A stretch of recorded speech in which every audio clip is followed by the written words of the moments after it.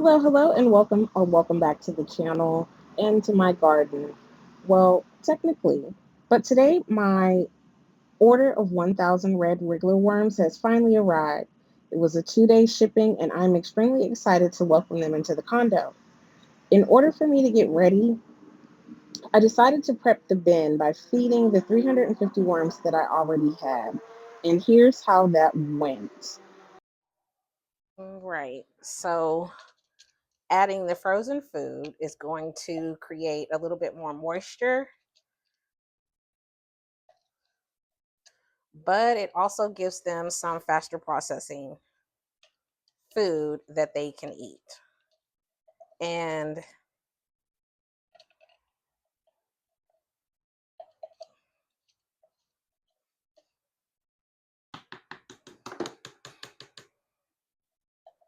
we don't want any of this going to waste. So I might put in a little water and get the last of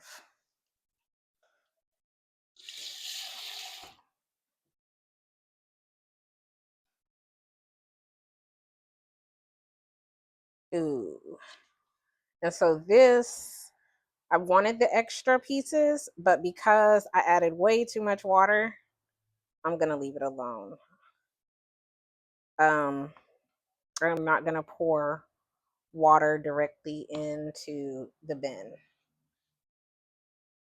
but I'm gonna cover it and then 2,000 years later. I don't know. I hate to waste, but I know they won't like it. I'm gonna do it anyway. So as you can see, I poured that water into the bin and I stuck that bell pepper in there. It was such a small amount, but the bell pepper, like I said, was previously frozen. I was not going to add water to the worms. I know they look dry. They come in dry peat moss, but there's enough water in the bin that they will be all right. I made sure of it with that feeding. That piece I'm gonna put in the garden. It would just linger on if I left it in the tower because it's a, essentially like a piece of tree. So I'm just putting in a few handfuls because the intention is to have enough to put outside. And I resist the urge as I'm watching and editing this video. I struggled with resisting the urge to spread the worms out with my hands. That's why I just kept kind of going in the bag and getting another few here and there to put in. Because when you put these worms into the tower, into the garden, you don't spread them out. You don't have to. Uh, Composting worms don't mind living in a communal environment. So I really, really struggled. uh, Not just wanting to run my fingers through the worms and spread them out and help them get to the lower parts of the bedding. But I think I'm doing fairly well with it. My hands are elsewhere. To be completely honest, I did not think that I would enjoy um, having the worms. And see, I'm gingerly trying to find worms just to look at.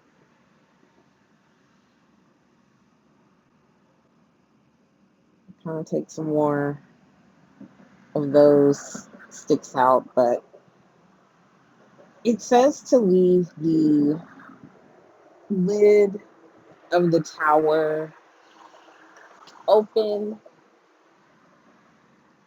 with the light shining on them, but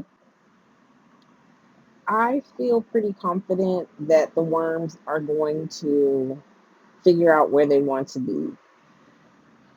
When I open the bin now, I have to be careful and look in the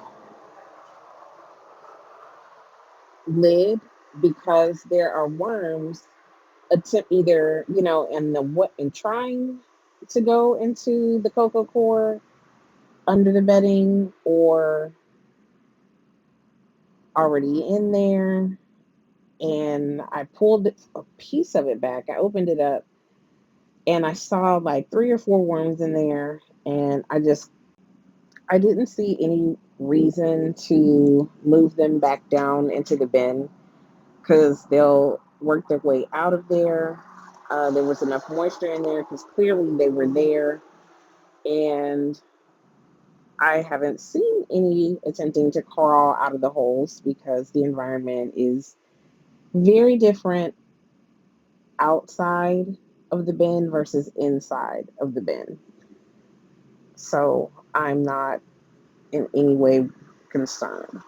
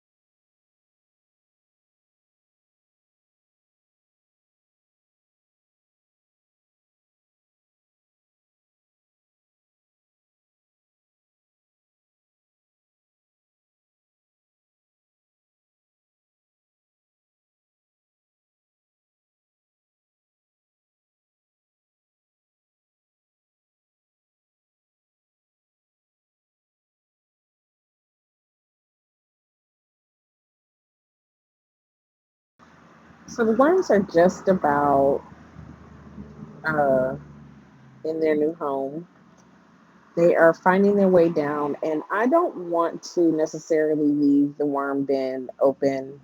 Um, so I am going to go ahead and add a little bit more bedding to uh, help them want to stay down.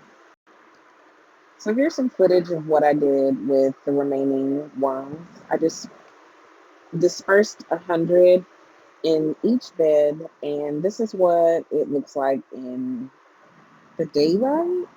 And I probably could have waited till later, but they came at around 10 o'clock. So thanks for watching. Welcome or welcome back to my channel. And thank you for being here. Today I'm not in the garden, although I was earlier. I did a small harvest of some things before summer demands that they no longer produce just because it's super hot. But nevertheless, I am working on something for my garden.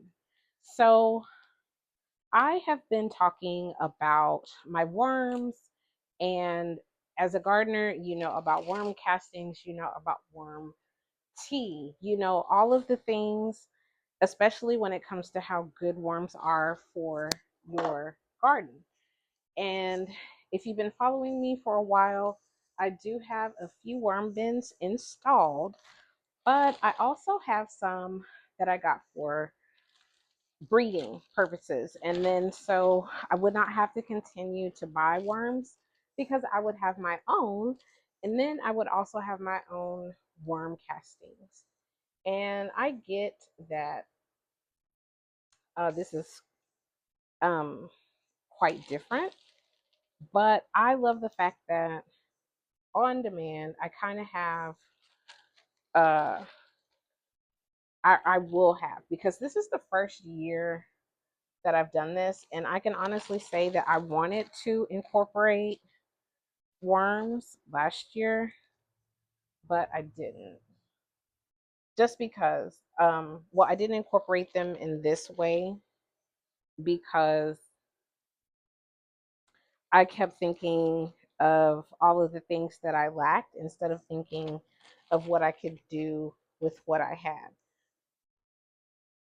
So I'm just sprinkling in a meal, and I have recently switched my bins around. And what I mean is, or I should say, I moved the layers of the tower. So this used to be the bottom tray, and what I essentially did was bring it up to be the top tray, because in the way that I worm farm, um, I keep a dry tray at all times. So I just have a tray. Not only is it dry, but it is being inoculated at the same time. So, and inoculated just means it is getting rife with the moisture